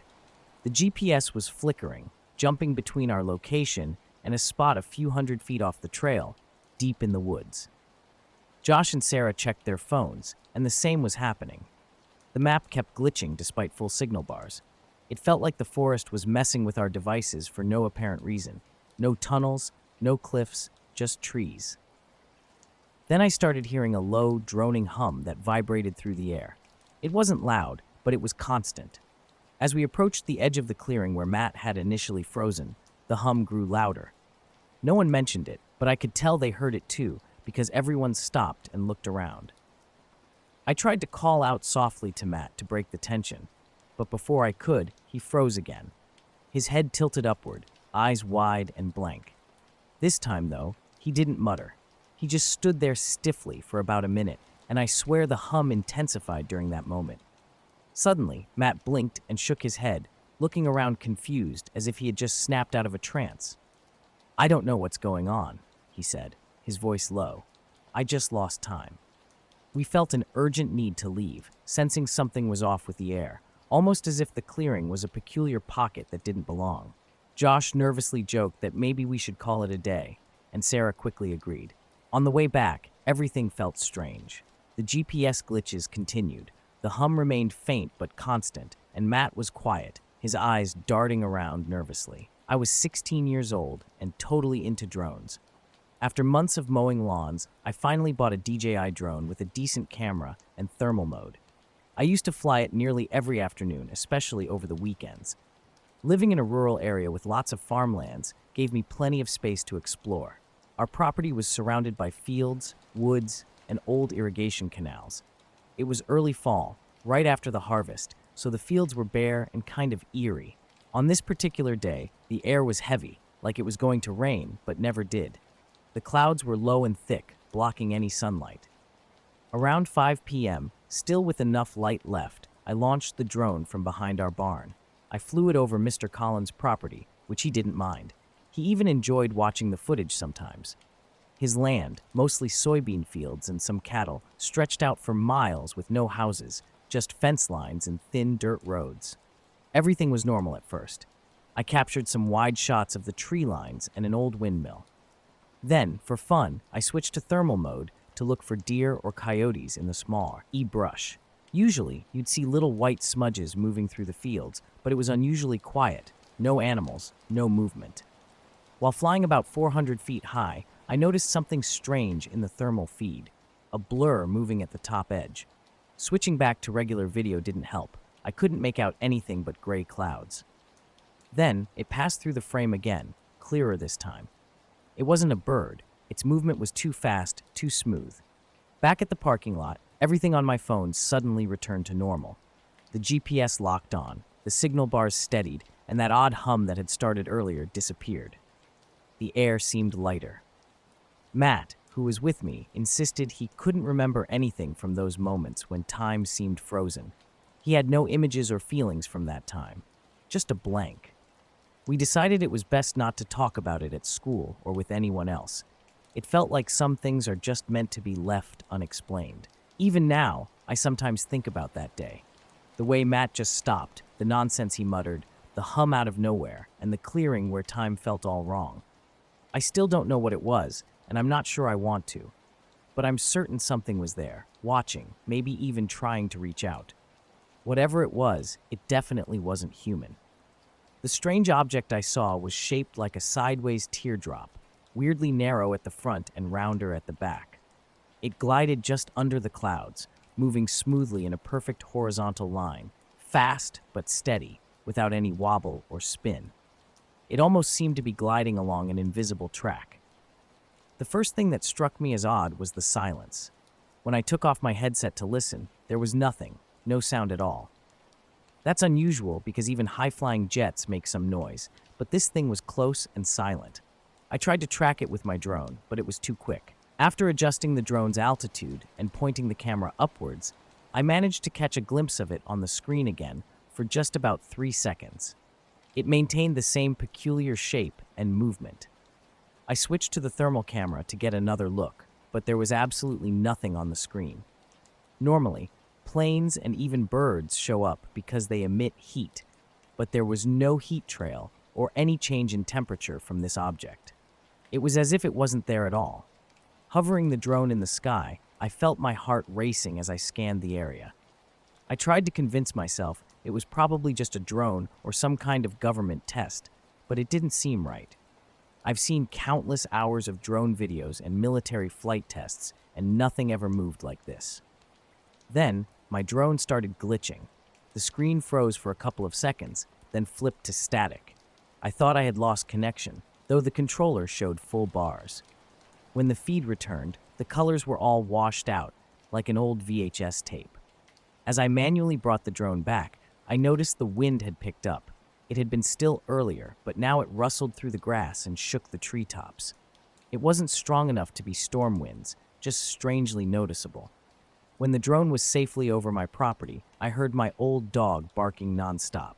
He usually only barks if someone's at the door or a car pulls up, and he was just pacing in circles, not even looking up. I looked up too and saw the shape again, silently slicing across the sky from south to north, almost blending into the surroundings. It was barely visible, like how heat waves ripple in the air. If I hadn't been looking right at it, I might have missed it. I quickly landed the drone, shut it down, and just stood there, staring at the sky. The wind died down, and the sky grew quiet again. Later that night, I went through the drone footage frame by frame. The object was just a blur, moving too smoothly and too fast for any normal aircraft. It had no sound, no lights, and no heat signature. I showed the clip to my uncle the next weekend, a retired Air Force mechanic. He must have watched it about 10 times, each time just muttering, "Huh?" I never posted the footage anywhere. A few weeks later, I deleted it. I don't know why, but it felt wrong to keep it, like it wasn't meant to be seen. Sometimes I still take my drone out for a spin, but I stick close to home now, just flying it around the yard where I can keep an eye on it.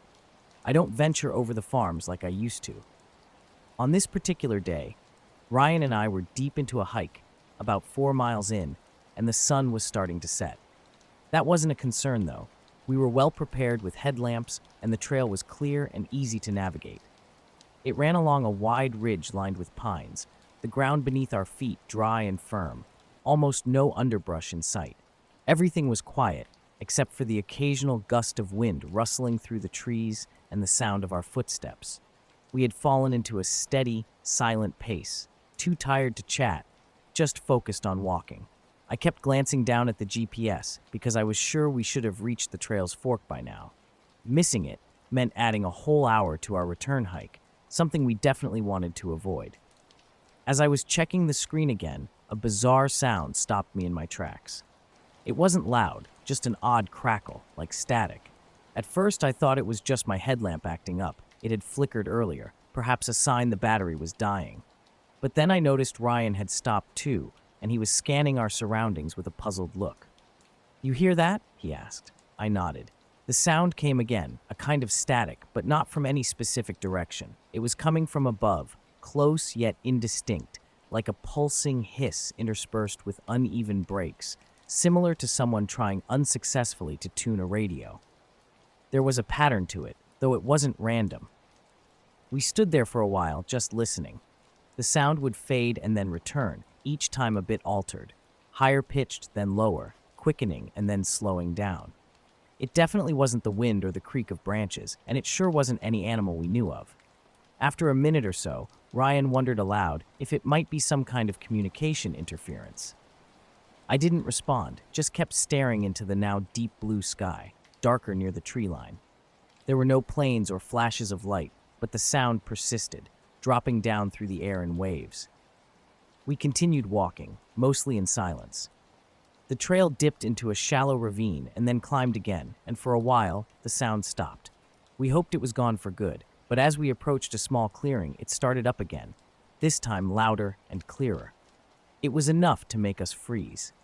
The static was mingled with what seemed like stutters, fragments trying to form syllables. They weren't quite words, but they weren't just noise either. The cadence was too deliberate, like something attempting to mimic speech but missing some crucial element, akin to hearing a voice muffled by water or echoing in your head. Neither of us spoke. We just stood there, watching the trees. Then Ryan slowly looked up, and I followed his gaze. In the stillness of the evening, the sky was clear, except for some faint, scattered stars beginning to peek through. Despite the calm, a strange hissing sound hung in the air above us. I paused to listen more intently. The sound slightly faded, then abruptly shifted direction, moving sideways even though the air remained still. Ryan, disturbed by the unnerving atmosphere, muttered, "Screw this." He quickened his pace, and I hurried after him, frequently looking back. Although there was no apparent reason to be frightened, something felt off. The forest, usually alive with subtle sounds, seemed eerily silent and overly sharp against the darkness. It was as if everything around us was holding its breath. As we continued, we reached a fork in the trail. By then, we had switched on our headlamps and weren't speaking much. The strange sound had nearly stopped, replaced now and then by a soft clicking that seemed to come from the right side of the trail. We didn't investigate and kept to the main path, increasing our pace. Ryan was visibly tense, frequently glancing back. Although he's an experienced hiker who doesn't scare easily, something about this night had him on edge. About 20 minutes later, as we neared the parking area, I noticed our headlamps flickering slightly. It wasn't a typical sign of dying batteries. It seemed more like interference. Ryan's lamp flickered too, though both had been fully charged. Just before we rounded the last bend, the sound returned, louder than before. It seemed to be right above us again, and I felt a brief, strange pressure in the air, a sensation that was neither hot nor cold, but had a subtle hum that pressed against my senses. It lasted only a couple of seconds before disappearing. We finally saw the parking lot, empty except for Ryan's car. Normalcy seemed to return. The night air was cool, and our lamps stopped flickering. The drive back was quiet, with Ryan keeping his focus straight ahead, his usual music absent from the car stereo. Whether he was processing the night's events or trying to dismiss them from his mind, I couldn't tell. Later that night, I realized I had left the GPS app running on my phone. It showed our route clearly, but there was an anomaly. A slight, inexplicable detour around the area where the sound had been loudest. It looked as though we had momentarily stepped off the trail and then back on, though neither of us remembered doing so. There were no side paths where this occurred, and our tracks had been in a single file. I texted Ryan about it. It took him 2 days to respond. When he finally did, his message was brief. Let's not go back to that one. We didn't. My job involves seasonal work in a northern national park, where I maintain trails and set up cameras for wildlife research. Working as a park ranger, I often find myself alone, wandering through vast, dense forests filled with remote patches rarely visited except by the occasional hiker or another ranger. One of my routine tasks is to check on the trail cameras installed throughout the park to observe wildlife activity. These cameras are strategically placed in various locations, including a clearing frequented by deer, surrounded by thick pine and spruce trees about 10 feet up a tree. On this particular day, I was reviewing footage from the camera aimed at observing how often deer and other wildlife visited this clearing, especially during the early morning and late evening hours. The day before, everything had seemed normal with typical sightings of squirrels and rabbits. However, the latest footage revealed something bizarre. It showed a large doe darting across the clearing at high speed, as if spooked by something. Abruptly, the footage turned to static for just a brief moment, less than a second, and when the image returned, the deer was nowhere to be seen. It had vanished without any sign of it exiting the frame or any apparent change in camera angle. Initially, I thought the camera might have malfunctioned, which isn't uncommon given that these devices can be sensitive to cold weather or battery issues. However, the footage before and after the incident was perfectly clear, and the timestamp showed no interruptions. I replayed the video several times, slowing it down, trying to make sense of what I saw. Each review only made the situation seem stranger. The deer's legs were in mid-stride when it disappeared, with no blurry trail or evidence of it running off behind a tree. I brought this up with my supervisor, who suggested it could have been a brief interference or a glitch in the recording.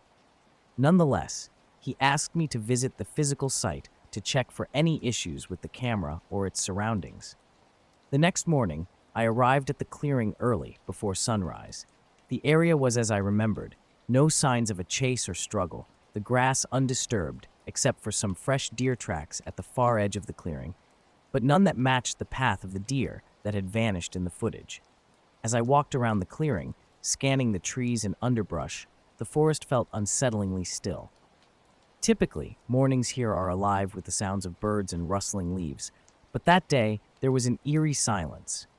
No birdsong, no movement, just an unnatural quiet that lingered in the air. I stayed there for about 15 minutes, hoping to hear or see something that would explain the strange occurrence, but nothing stirred. The quietness of the forest that morning was as puzzling as the disappearing deer in the footage.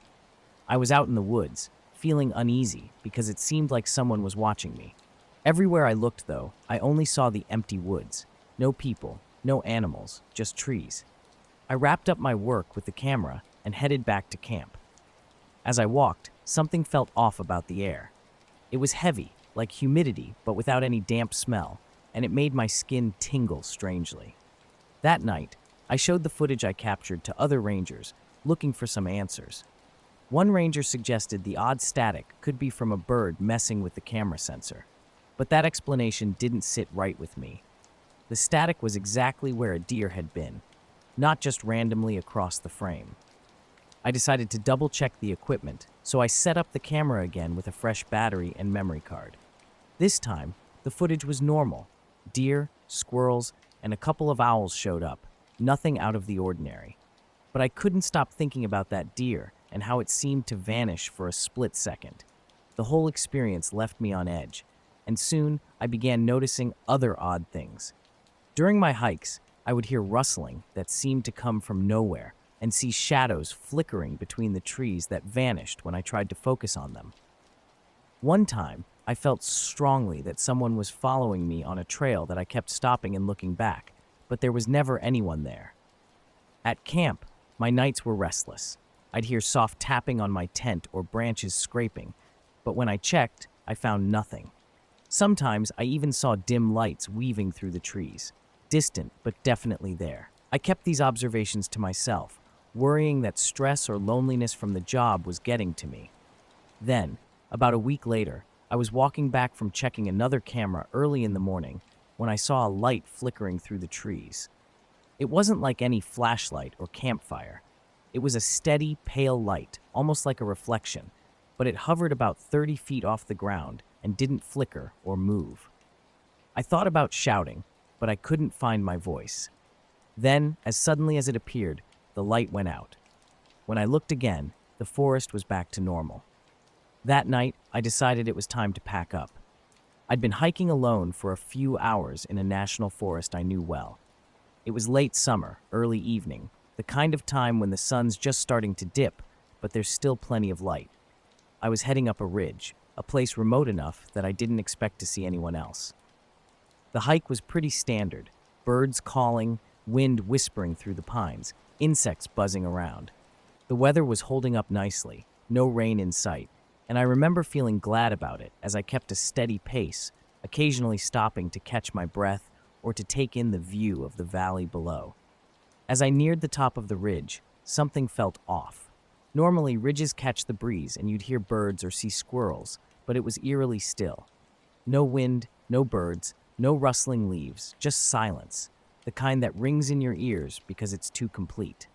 At first, I thought it was just a calm moment, maybe the lull before a storm. But then I heard a faint hum. It started off almost like white noise, then became clearer, filling the air from every direction. I covered my mouth to try and focus on natural sounds, but the hum persisted, low and steady, vibrating through the air. It even made the fillings in my teeth buzz, a sensation that grew from subtle to unsettling. Feeling uneasy, I decided to leave the park early. I told my supervisor I wasn't feeling great and wanted to head back to town. He didn't ask much, just agreed. On the drive home, my mind kept racing back to that silent, humming ridge and all the things that didn't add up. I didn't tell anyone else about it. I figured they'd think I was making it up or losing it. I still don't know what I saw or experienced out there. But the footage from my hike is real. The deer in it just vanishes, and then there's just static on the camera. Everything else is just me, my memories, and those quiet, unsettling spaces in the woods. I don't plan on going back anytime soon. Something in that forest doesn't want to be found, or maybe it just doesn't want to be seen. I'm usually pretty calm, but that day on the ridge, I couldn't shake a growing sense of unease. The atmosphere was unsettlingly quiet, with none of the usual wildlife sounds. No birds, no chipmunks, just an odd hum filling the silence. The trees stood motionless, and the sky was clear, adding to the eerie stillness. Curious and a bit worried, I checked my phone for any alerts about the weather or other anomalies, but there was nothing, no notifications at all. Surprisingly, I still had a weak signal, which was odd given the remoteness of the location. I decided to move forward, hoping to get past the ridge, but with each step, the humming noise intensified, making my teeth buzz and a pressure build in my head. It was so overpowering that I stopped, half thinking it might just be my imagination. The air felt strange, too. It was heavier, like walking through water. But of course, there was no water. The ground looked normal, no odd markings or discoloration. I even called out a quick hello, hoping maybe someone was around, but got no response. No echo, nothing, just that deep, pervasive silence. Feeling dizzy and a bit scared, I didn't want to sit down or stay put, fearing I'd get stuck. So I started back down the trail, moving slowly and cautiously. As I descended, familiar sounds gradually returned. A distant bird call, the rustle of leaves, and a gentle breeze. The hum faded, like turning down the volume on a stereo, and the buzzing in my teeth stopped. The pressure in my head eased too. By the time I reached the base of the ridge, everything seemed normal again. The forest was alive with the sounds of chirping bugs and singing birds. Checking my phone, I realized that about 20 minutes had passed since I first reached the top of the ridge. The whole experience, that silence and hum, lingered in my mind. I later shared the story with a few people, but they just laughed it off, suggesting it was probably just my ears or some weird radio interference. Maybe they're right, maybe it was all in my head, but that spot on the ridge felt off, almost like a place caught between two worlds. I haven't been back since. This strange experience followed the morning after an unusual lightning storm. It wasn't much of a storm, really, just a few sharp flashes around 2 or 3 in the morning. No thunder, no rain, just bright enough to wake me and make the dogs bark. I figured it was just the heat, but who knows? Last night, I saw flashes of light in the sky. At first I thought the pasture, huddled together, wide-eyed. One had a long, shallow scrape on its side, as if it had tried to escape something fast. I called the vet, who patched her up and said it didn't look like a fence injury, too clean, too smooth. After that, I put up some temporary electric wire around the square, just a couple of strands on stakes. It wasn't really to keep anything out, but more to mark the boundary so I wouldn't forget where it all started.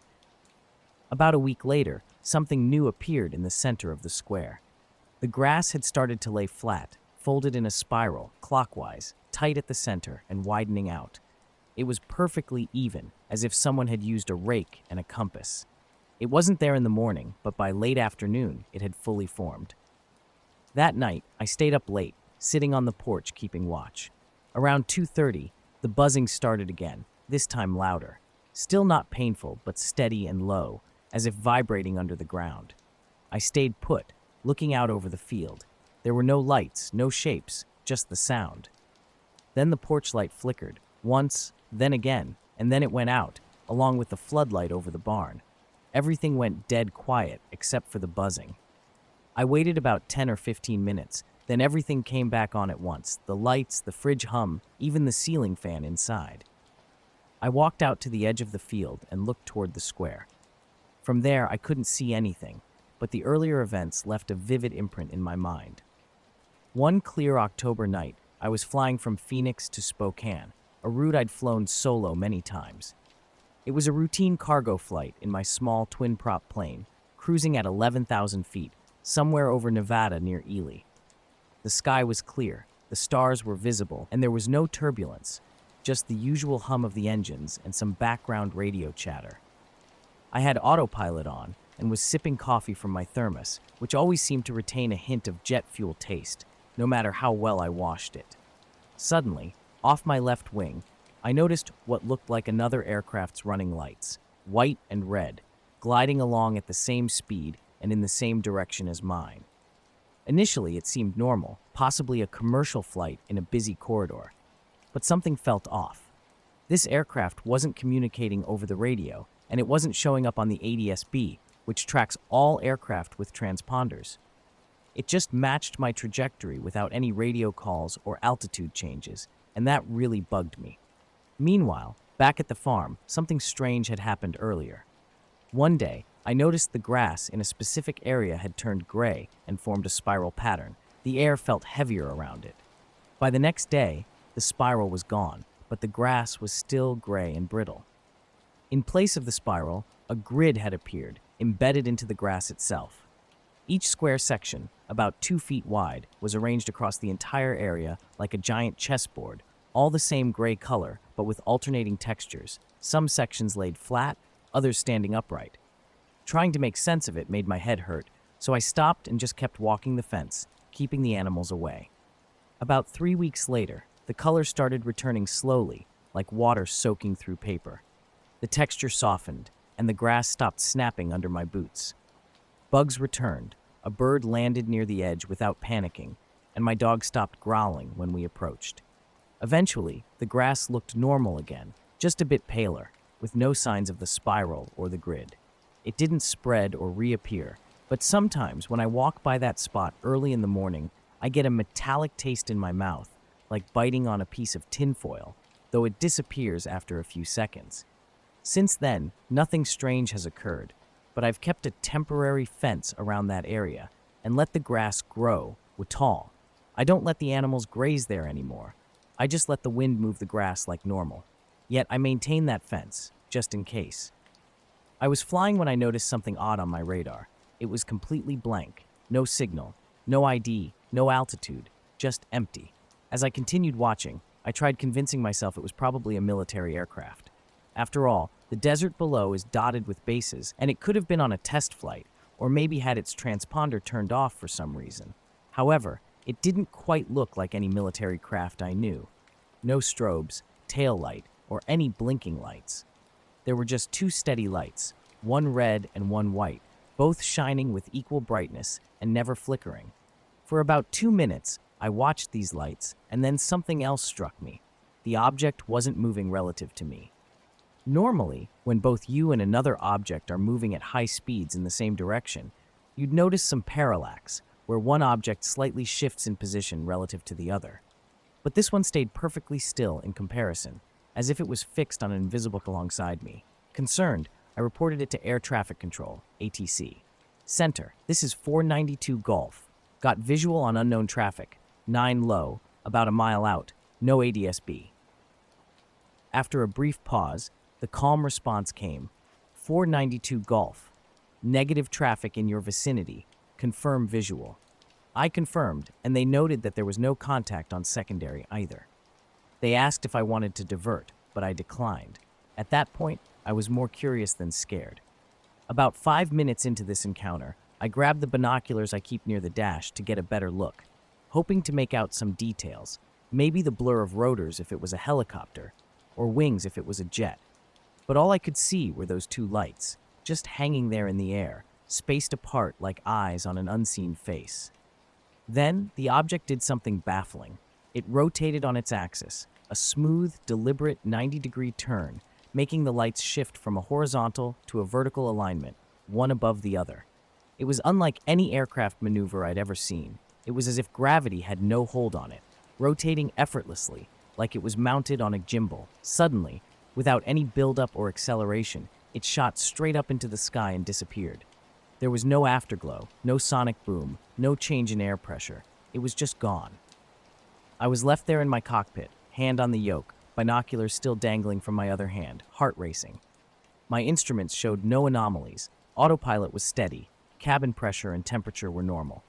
I reported back to ATC. Traffic departed visually, vertically, unknown type, no further contact. They simply acknowledged and asked if I needed to file a report. I decided I'd just note it in the post-flight documentation. The rest of my flight continued without any further incidents, but that encounter left me with more questions than answers. The flight was uneventful, but I was constantly looking out the window, tracking every light and flicker in the sky until we touched down. The folks in the control tower were nice, and although I didn't mention my observations to them, I noted everything down as unusual visual in my flight log. This is usually where I record things like strange cloud shapes or meteor trails. After filling out the necessary paperwork and refueling, I drove to my usual motel spot just outside Spokane. That night, I lay in bed with the TV muted, replaying the flight in my mind, the quiet, the strange movements, how it disappeared. I promised myself to keep a closer watch next time, perhaps even keep my binoculars handy, although I've not flown that road at night since. In a completely different setting, I start my days early with Cleo, my black lab mix, in the quiet Vermont countryside where we live. It's usually peaceful, just us and nature, with a backdrop of trees, hills, and the rare sound of a passing truck. Our routine hasn't changed. Up at 5:30, a quick coffee, and then a walk down our long gravel driveway to the narrow dirt trail across the road. This trail, beaten into existence by hunters and dog walkers, loops through the woods and back near the road. One morning, about 10 minutes into our walk, everything changed. The trail, lined with tall pines, dipped into a cooler, darker hollow. But that day, the usual sounds of birds and wind were absent. It was eerily silent. No insects, no rustling leaves, nothing. Cleo stopped dead in her tracks, tail down, ears back, staring upwards. I couldn't move her. She was as rigid as a statue and trembling all over, much like she does during thunderstorms. I crouched beside her, trying to reassure her, but she was fixated on something above, though I saw nothing but the clear morning sky. The silence was so profound I could hear my own heartbeat. I scanned the skies and surroundings, half expecting to see a predator like a hawk, but there was nothing. Just an overwhelming stillness that made the world feel paused. I felt a sudden heaviness, like the pressure you get behind your eyes when you ascend a mountain too quickly. No matter how many times I blinked, it wouldn't clear. Then, off to the right, just past the trees and barely visible between two branches, I saw something. It appeared to be a disc or a dome. I couldn't quite make it out. It was hard to judge its distance or size, but it was motionless, simply hanging in the air, utterly still. Its color was an odd, silvery shade, dull, like brushed metal, and it didn't reflect any light or glow at all. It just floated there about 100 feet up, perfectly smooth and silent. I heard nothing, not a hum or a buzz. Cleo, my dog, was trembling uncontrollably. She's too big to carry, but I picked her up anyway and started walking towards the road. I didn't even remember deciding to leave. I just knew we needed to get out of there. Looking back once as we walked, the object was still there in the same position. When we got closer to the road, the birds suddenly started chirping again, as if someone had flipped a switch. I set Cleo down, and she sprinted the rest of the way home. Once inside, I locked the door. I didn't think the object would come through the door, but locking it felt necessary. Cleo hid behind the couch, still shaking, while I sat at the kitchen table, noticing my own hands were trembling. Later that afternoon, curiosity got the better of me, and I went outside. Cleo and I walked back to the trail, but she refused to go past the edge of the woods. Her ears were pinned back, and she kept looking upwards, as if expecting something to be there. I stood where we had stopped that morning and looked up through the trees. Nothing. Just open sky. The birds were chirping, and the wind rustled the branches as usual, but something was different. The air had a static feel to it, and the pine needles on the ground seemed disturbed, as if they'd been pushed outward in a circle. It could have been anything, I suppose. A deer, maybe. I didn't investigate too closely. Since then, I've walked the trail during the day, always with someone else, but Cleo still refuses to go near that spot. No matter what I try, treats, toys, she just plants her feet and stares upwards every time at that first bend in the path. One evening, I was sitting on a fallen log past dusk, waiting for a deer to appear near the ridgeline. The air was crisp, the kind that slightly stings your lungs when you breathe in. I'd been there for a couple of hours, hoping to catch sight of something before the night took over completely. That's when I noticed it again, a shadow against the sky. As a veteran who's seen a good share of odd things overseas, I'm not easily rattled, but what I saw in the sky that evening was different from any kind of aircraft I knew. It was a massive, V-shaped object, gliding smoothly and silently across the darkening sky, much bigger than any local plane, and without any sound that you'd expect from something flying so low. It moved slower than a balloon, but faster than a glider, rotating ever so slightly, as if it was adjusting its course or scanning the area. I quickly grabbed my binoculars from my pack, hoping to get a better look. The object had no lights or markings, just a dull matte surface that seemed to absorb the light around it. I watched as the tips of the V subtly tilted every few seconds, the sky around it eerily quiet, with no birds or insects nearby. About 15 minutes passed from when I first noticed it until it vanished behind a ridge. The forest felt heavier after it was gone. The usual nighttime noises like rustling leaves and distant owl calls seemed muted or absent. I checked my watch, feeling uneasy, and decided to head back to camp, my dog Max unusually silent and close by my side. On the walk back, I noticed something else strange. The trail markers I'd put up, little pieces of tape on branches, were missing. I've hunted in this area for years and never had that happen. I stopped to look around, but found none of them. When I got back to where I'd left my gear by the campfire, everything was as I left it, though there was a faint metallic, ozone-like smell in the air, and Max kept sniffing around as if tracking something invisible. That night, I barely slept, my mind replaying the image of the silent, gliding V-shaped object. The next morning, I found a small, pale red circular mark on my arm, like a bug bite, that wasn't there before. Despite trying to shrug it off, thinking maybe my imagination had gotten the best of me after seeing the strange light in the sky, I couldn't shake the feeling that something was off. I was about 3 miles up on the Pine Ridge Loop, a hike I'd decided to do last minute in late September to catch some time outdoors before the evenings grew too short. The early fall air was cool and quiet, just the crunch of my boots and the occasional squirrel darting past. I started my hike late, around 5:30, knowing well that I was on a tight schedule against the sunset. The trail was dry, and I was prepared to turn back early if needed, with a headlamp ready in my pack. The hike was uneventful at first. I crossed paths with just one other hiker, a guy with earbuds who barely acknowledged me as we nodded at each other. By the time I reached the ridgeline, the sun was dipping below the horizon. There's this spot at the top, a flat rock outcrop that offers a sweeping view of the valley and hills draped in the hues of the sunset. It's a peaceful place I've enjoyed before, sometimes spotting birds or tracking deer trails below. But that evening, the stillness was unsettling. Then I saw it. Suspended about 150 feet above the opposite ridge, it hovered, a strange, dull object that caught the fading light oddly, like metal underwater. Not quite round, not edged, resembling a stretched water droplet. It was eerily still, unlike the typical wobble of drones in flight. The longer I stared, the stranger it seemed. It was completely silent and didn't reflect the sunset's glow like everything else. Instead, it remained a flat, static gray. At first, I brushed off a weird bite I noticed on my leg earlier during the hike. It was oddly shaped, not painful or itchy, just there.